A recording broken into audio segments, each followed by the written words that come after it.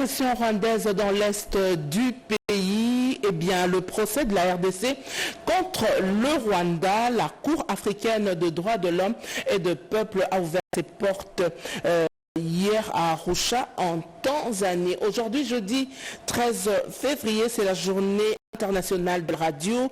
La journée veut sensibiliser davantage le public et les médias à l'importance de la radio. Voilà tout pour les titres. Mesdames, Messieurs, bonjour et bienvenue à cette édition d'information. Nommé récemment au terme des ordonnances signées par le président de la République, Félix Antoine Tshisekedi Tshilombo, magistrat suprême, 3 hauts magistrats du Conseil d'État ont prêté serment hier devant le chef de l'État. C'était au cours d'une cérémonie organisée au Palais de la Nation.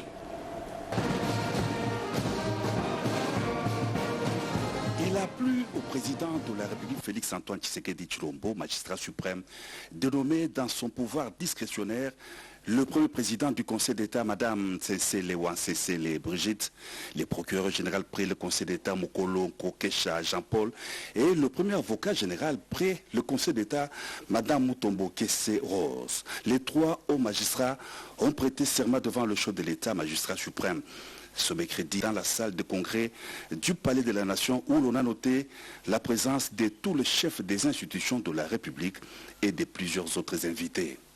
D'entrée de jeu, le conseil principal du chef de l'État chargé des questions juridiques et administratives, le professeur Martin Moulumba, a circonscrit le contexte de la cérémonie du jour. Excellences, Monsieur le Président de la République, chef de l'État et magistrat suprême, cette cérémonie revêt un intérêt particulier.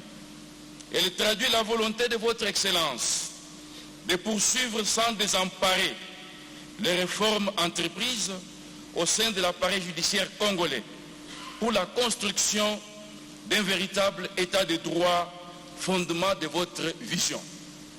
Aussi, est-il vrai de rappeler que les personnes que vous avez choisies de porter les cimes de la magistrature auront donc la lourde charge de veiller à la consolidation de cet état de droit dans notre pays.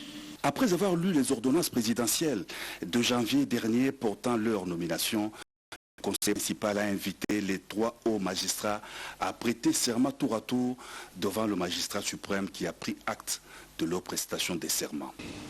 De respecter la Constitution et les lois de la République démocratique du Congo et de remplir loyalement et fidèlement, avec honneur et dignité, les fonctions qui me sont confiées. Je prends acte de votre prestation de serment en qualité de premier avocat général près le Conseil d'État. Mes très sincères félicitations.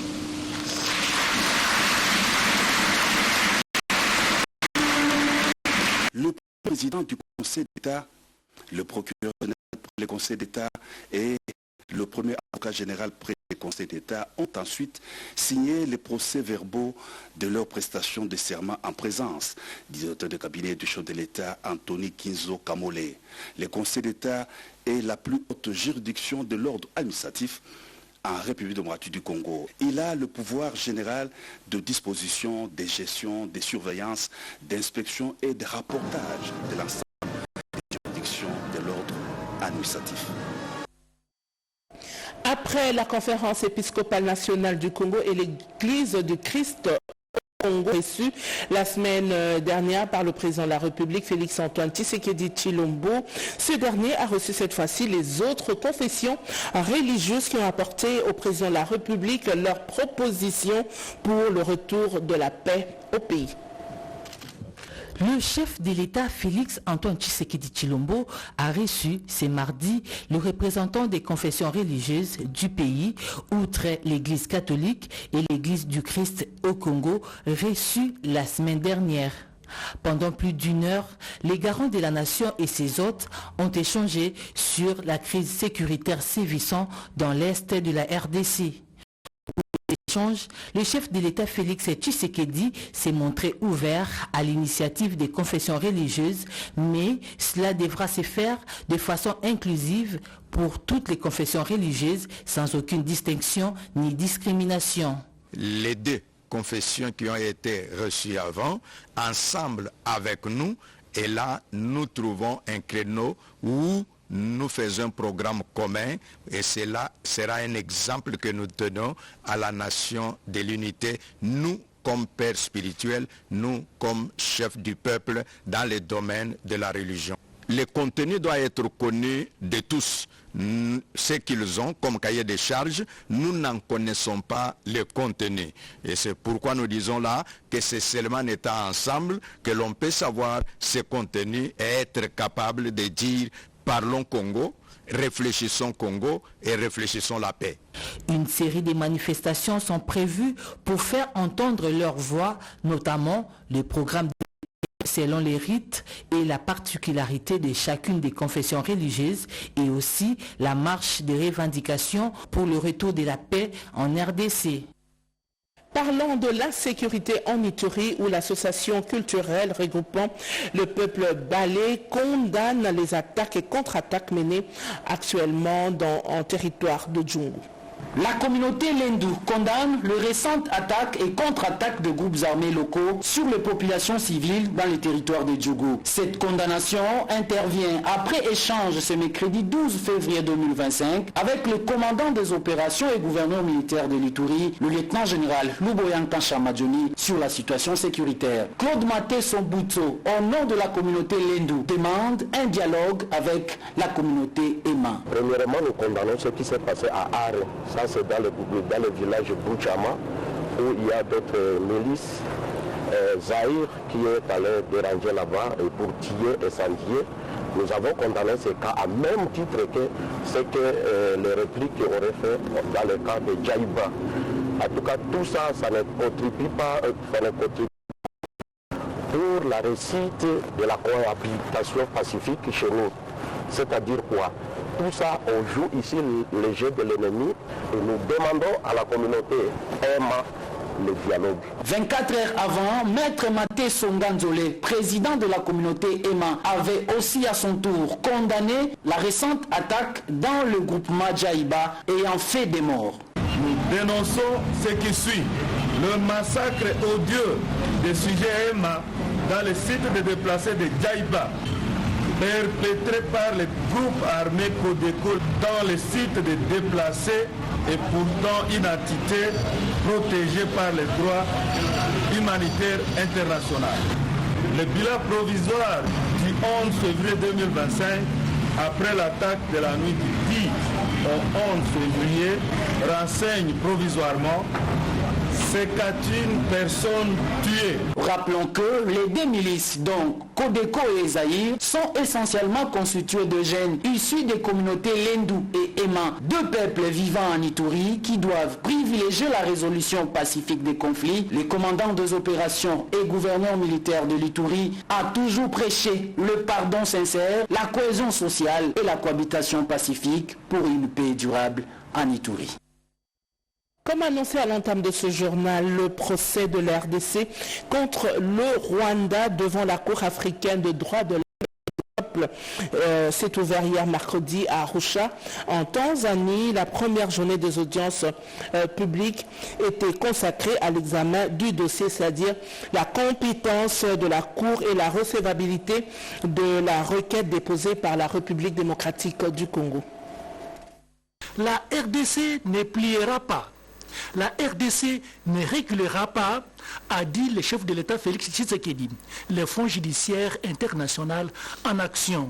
Le procès opposant la RDC au Rwanda devant la Cour africaine des droits de l'homme et des peuples s'est ouvert le mercredi 12 février 2025 à Arusha, en Tanzanie. La première journée de cette audience publique était consacrée à l'examen de la compétence de la Cour pour statuer sur la requête numéro 007/2023. Lors de la plaidoirie, l'État défendeur, représenté par le Rwanda, a soutenu que la Cour devait se déclarer incompétente, arguant que les questions soulevées ne constituaient pas un différend entre les parties au moment de l'introduction de la requête. Cependant, les avocats de la RDC ont réfuté cet argument, appuyant leur position sur les textes juridiques et les circonstances qui établissent la compétence de la Cour dans cette affaire. La tragédie du siècle, dont question ici devant cette Cour, a fait plus de 13 millions de morts et plus de 6 millions déplacés internes, des familles chassées de leur terre parce qu'il y a des minéraux à exploiter.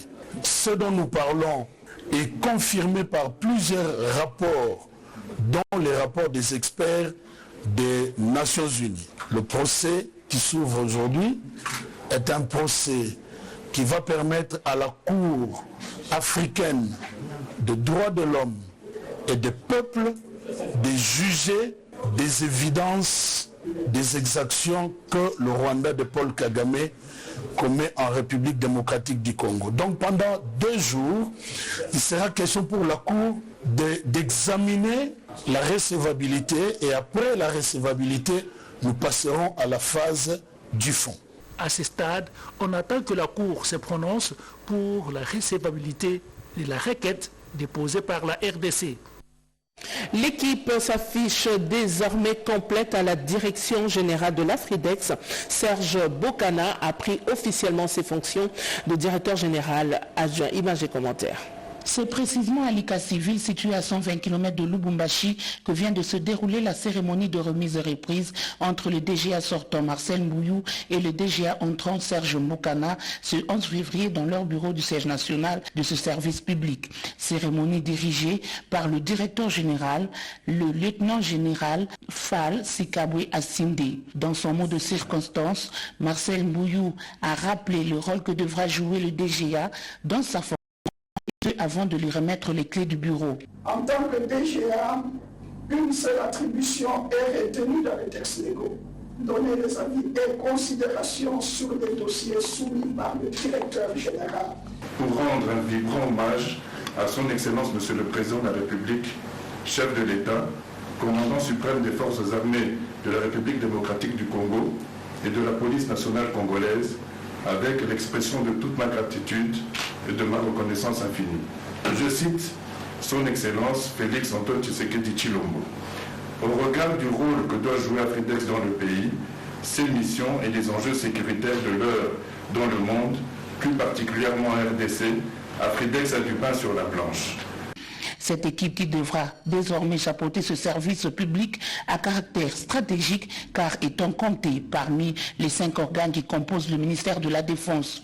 Afridex, connu pour sa fabrication des explosifs, des munitions civiles et militaires, existe depuis 1948 et reste parmi l'un de ces services qui garde encore sa belle robe. C'est pour soutenir les forces armées de la République démocratique du Congo, les Wazalendo, et les victimes de l'agression rwandaise que l'association des techniciens de l'audiovisuel a lancé une collecte de fonds. L'adhésion des nouveaux membres et l'identification des anciens, voilà ce qui a mis autour d'une table les techniciens de l'audiovisuel de Kinshasa réunis au sein de l'ATAC, puis l'association des techniciens professionnels de l'audiovisuel. Après les mots de bienvenue du secrétaire général, le rapporteur a expliqué sommairement à l'assistance les bien fondés de la dite structure. Soutien et réconfort aux femmes et aux techniciens du Nord et Sud Kivu, message du champion Ndangui, président de l'ATAC, qui invite ses pairs au respect de l'éthique et de la déontologie dans l'exercice de leur métier. Avant toute chose, permettez-moi de saluer, féliciter et encourager le chef de l'État pour tous les efforts qu'il fournit pour ramener la paix intégrale dans notre pays, gage d'intérêt propice pour l'exercice serein de notre métier. Ces mêmes encouragements, nous nous adressons à nos vaillantes forces armées de la République démocratique du Congo qui, aux côtés de Wazalendo, défendent sans périr notre patrie. À nos frères et sœurs de Goma et particulièrement à nos confrères de cette partie du pays, nous vous exprimons notre soutien et réconfort dans l'exercice de notre métier, dans le respect de l'éthique et de la déontologie.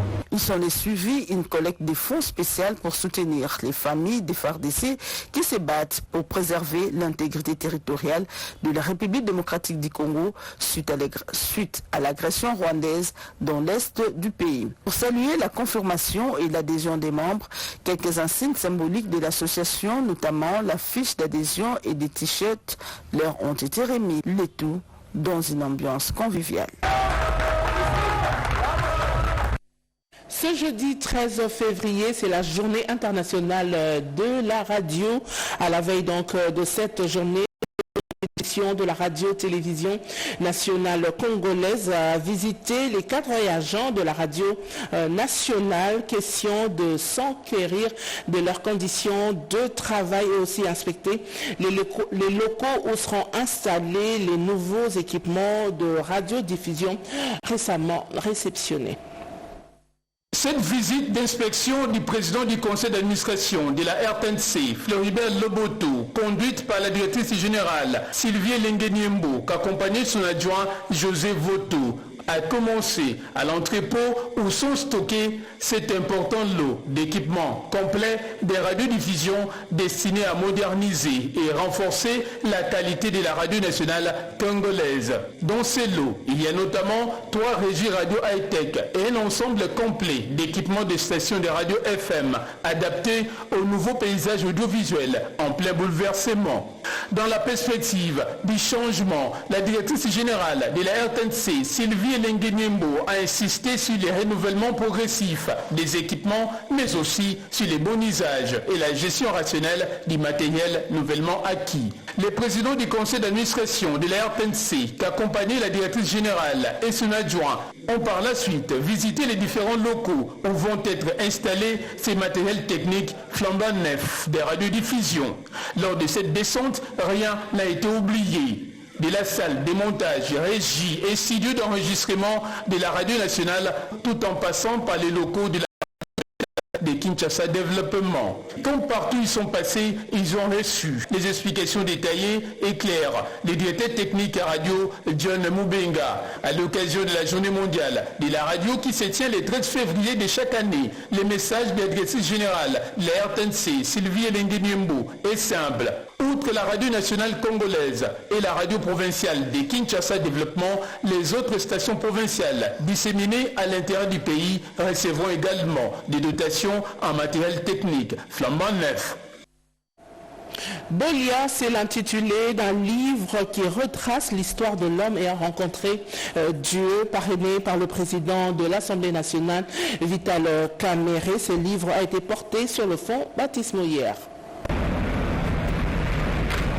Le mercredi 12 février 2025, le centre culturel de Kinshasa a vibré au rythme d'un événement mémorable, le vernissage du livre Bolia, publié par les éditions Arthur Isaac. Le président de l'Assemblée nationale, Vital Kamerhe, a pris la parole pour baptiser cet ouvrage, les qualifiant de lecture essentielle pour tous les chrétiens et particulièrement pour les adeptes de l'Église de Jésus-Christ de l'Esprit des Vérités Bima. Dans une salle pleine, le président Vital Kamerhe a partagé son témoignage personnel évoquant les soutiens inestimables que lui ont offert l'apôtre Bolia Inzola Emmanuel et son épouse durant son incarcération. Ce livre retrace l'histoire de l'homme qui a contribué, j'ai cité Bolia, pour que ce livre soit identique, ça soit vraiment un qu'il soit lu par tous les chrétiens, par tous les enfants de Dieu, et particulièrement par la vérité.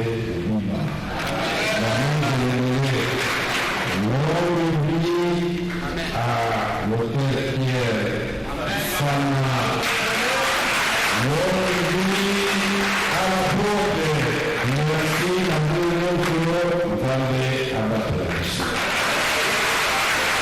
Le discours du président de l'Assemblée nationale Vital Kamerhe a également mis en avant l'importance de l'amour du prochain et a encouragé le peuple congolais à redécouvrir le goût de la lecture. Le livre Bolia retrace l'histoire inspirante de l'apôtre Bolia Inzola Kassimir, une figure respectée dans les milieux spirituels qui a vécu une rencontre transformative avec Dieu. À travers ce récit, l'auteur cherche à encourager les lecteurs à poursuivre leur propre quête spirituelle. Le vernissage a été enrichi par des lectures d'extraits du livre et des témoignages d'éminents professeurs et hommes de foi, créant une atmosphère de partage et d'engagement spirituel. Pierre Sana Bitentou, l'auteur du livre, rend ainsi hommage à Bolia, une figure marquante par sa simplicité et son dévouement, offrant une œuvre qui dépasse les récits personnels pour toucher un public large. Avec Bolia, le lecteur est invité à découvrir un guide spirituel et une leçon de vie dans une dynamique de foi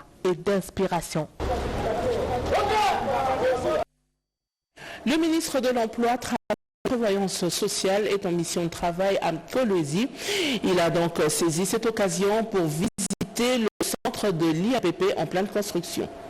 Profitant de son séjour à Kolwezi, Ephraim Akwakwa s'est rendu sur les sites de construction du centre de formation professionnelle de l'INPP. Au dire du ministre de l'Emploi et du Travail, il est question de se rassurer de l'évolution de ces travaux. Constatant que le projet progresse conformément aux prévisions, il s'est déclaré pleinement satisfait de son état d'avancement. Je suis très satisfait. Tous les travaux de base sont déjà terminés et même les élévations de certains bâtiments ont même déjà commencé. Nous avons plus ou moins déjà l'idée de ce qui sera en réalité le centre de formation professionnelle ici à Kolwezi. Joseph Kangoudi Kassompata salue la présence du ministre qui revient sur les lieux en si peu de temps. Une qui motive, rassure, pousse à faire plus dans le but de respecter le temps impératif pour la durée de travaux. La difficulté majeure, c'est beaucoup plus la durée de marchandises, des conteneurs au niveau de Kasumbalesa. Donc quand le conteneur arrive à Kasumbalé, ça prend un peu plus de temps que prévu. Ce centre pourra non seulement accueillir les Congolais, mais également certains Africains. Occasion pour le ministre Ephraim Akwakwa de saluer la matérialisation de la vision du chef de l'État et la détermination de la première ministre Judith Suminwa Tuluka qui tient au respect de la date de fin de travaux fixée au mois d'août 2025. Au Sud Kivu, le gouverneur a lancé les travaux de construction et réhabilitation de 17 km de la voirie de Bukavu. Ce projet, initié par le chef de l'État, sera exécuté en 18 mois par l'entreprise Trabenco.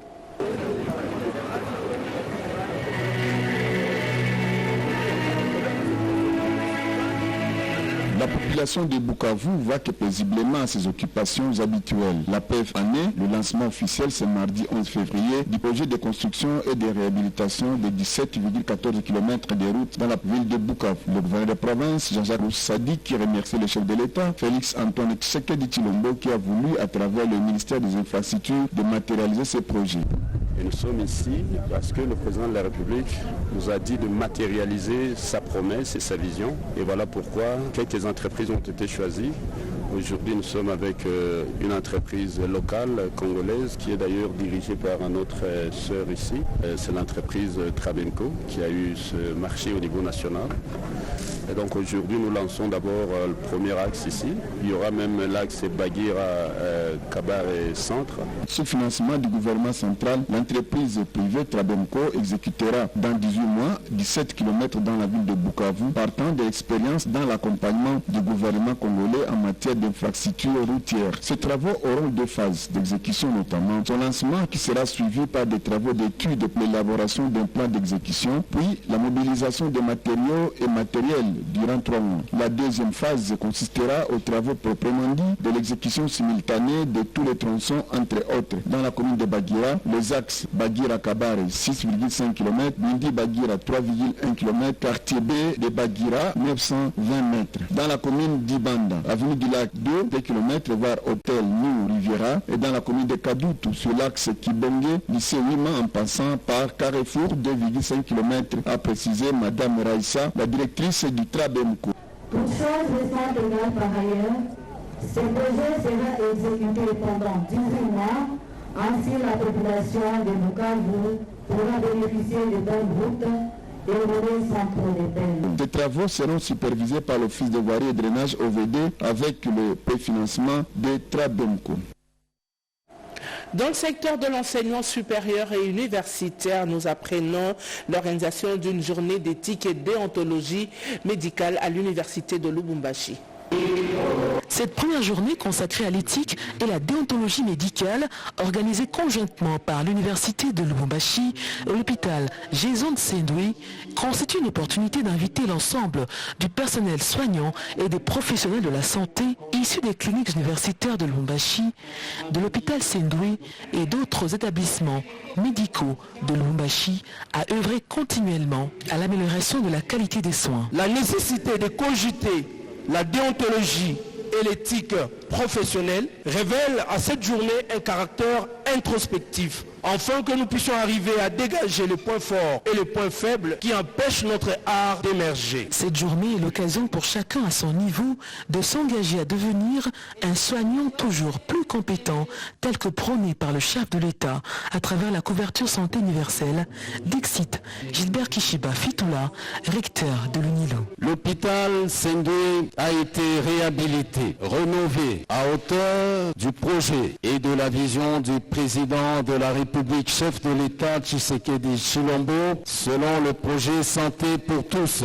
Au-delà de la compétence, l'art de guérir requiert et mobilise un supplément d'âme et de cœur. C'est cela aussi l'éthique et la déontologie. Les soins médicaux partent de la formation en soins de santé, c'est-à-dire de nos facultés et de nos lieux d'apprentissage. La mise à niveau actuelle est donc opportune et bien indiquée. Les fondements de l'éthique et de la déontologie ont été présentés par un panel animé par le professeur Norbert Mujinga Katambo, PCA de Sendui et spécialiste en éthique. Il a souligné la crise éthique que traverse notre société et a appelé les participants à cultiver la discrétion, la confidentialité, l'intégrité morale et le sens de responsabilité professionnelle envers les patients. Une démarche appuyée par le docteur Kaya, président de l'ordre de médecins du Haut-Katanga, qui a insisté sur l'importance de ces principes dans les relations entre médecins, infirmiers et patients fondées sur la confiance mutuelle. De nombreux autres sujets liés à l'éthique et la déontologie médicale ont été abordés par d'éminents intervenants lors de cette journée organisée dans la salle Monseigneur Chibangu Chichiku ce lundi 10 février 2025. Dans le Maniema, la question sur la sécurité des agents publics de l'État a fait l'objet d'une séance de travail présidée par le gouverneur de province. Venu représenter le gouverneur de la ville de Kinshasa empêché, le ministre provincial de la ville de Kinshasa en charge de l'emploi, Jésus Noël Cheké, a dans son mot d'abord salué les efforts fournis par le président de la République, Félix Antoine Tshisekedi, en vue de la restauration de la paix dans la partie est du pays. À propos de la première édition du Salon de métier et de la formation, Jésus Noël Cheké a invité les apprenants et le responsable de l'INPP à saisir les opportunités qu'offre la ville de Kinshasa à travers son ambitieux programme qui rencontre la vision du chef de l'État. Kinshasa s'implique fortement, simplement parce que Kinshasa s'inscrit dans la ligne droite, telle que fixée par le chef de l'État pour la création de 6 millions d'emplois pour son prochain quinquennat, celui-ci. Kinshasa veut avoir la part belle en offrant d'abord des formations qui sont en adéquation avec les besoins réels du marché de l'emploi. S'en est suivi la prestation des serments des compétiteurs, mentors et jurys, ceux en présence du ministre en charge de l'emploi de Kinshasa, du directeur général de l'INPP et de la représentante de l'agence belge de développement Annabelle. Signalons que 9 métiers ont été inscrits pour cette première édition. Ainsi, du 11 au 14 février, des compétitions, des animations et conférences seront organisées autour de ces métiers. Au finish, le ministre provincial du plan budget, emploi et tourisme de la ville de Kinshasa a visité quelques stands installés sur ces sites. Hier, l'INPP a abrité le salon des métiers et de la formation. C'est le reportage que vous venez de suivre. Mesdames et messieurs, c'est la fin de cette édition d'information réalisée par Mamita Bangouli et Papi Ngina Maou. Je nomme Zola Alangalia et Ruben Kumbu ont assisté techniquement les réalisateurs. Et bien le prochain rendez-vous avec l'actualité, c'est à 13h30 dans une présentation signée Lucie David Chisenda.